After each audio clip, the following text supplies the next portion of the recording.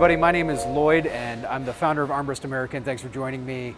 Coming at you today to talk about masks, because that's what we make here. I wanted to answer some questions everyone seems to be asking us about kids' masks. Now I have 5 kids, so you'd think that kids' masks would be a very hot topic for me. Why haven't I already made them, you might ask? Well, the answer is a little bit complicated. Has to do with the regulatory bodies in the United States not exactly agreeing with one another, as they sometimes do. It's funny, you kind of think of the US government as like one giant group working together. Not always the case. So OSHA, a little bit of history, has never approved an N95 respirator for a child. Why, would you say? Well, it turns out that most of the cases of using an N95 respirator have to do with like painting or being in a coal mine, and they just don't want kids in coal mines, I guess. OSHA. So they've never approved one. And the FDA kind of follows OSHA, and NIOSH is all involved in that. So they've never approved a respirator for children. And so there isn't really a legally operating a child's mask or a child surgical mask. And since we kind of want to be in the regulations, we have never made one, just like no one has actually legally ever made one in the United States.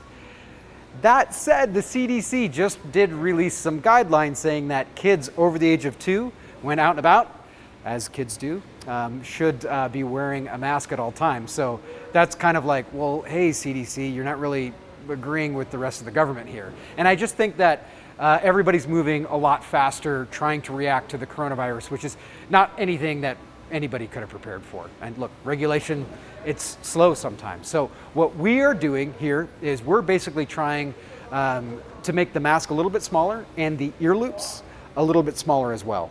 We've got one machine that we've been trying it out on, and I'd really like to get some approval, a letter, maybe an email, a tweet from somebody at the FDA, something. Like, just give me an excuse for selling these masks and we'll do it. It's very important to me that any of the stuff that leaves our factory here is in line with regulations. I do want to protect my kids. I do give them my masks, not the child-sized ones. I will say that our masks are situated in a way that if you do twist the ear loops and then put them around their tiny little cute ears, it does work. And I do have kids in the range from 14 to almost 0, so it pretty much works for all of them in that way. Bottom line here is I want to get kids' masks out right in time for when their kids are going to have to be going back to school. So do me a big favor. I'm going to put a link at the bottom of this video, and I want you to fill out your information if you want to see kids' masks. That's going to do 2 things. Number 1, I'm going to send you tons of spam. No, I'm kidding. But it will help us figure out if people actually want this thing.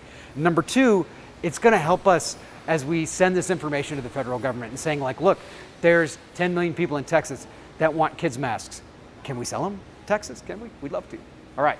That's all we have for today. Thanks for joining me. Thanks for looking at this giant mechanical stuff behind me. It's very impressive.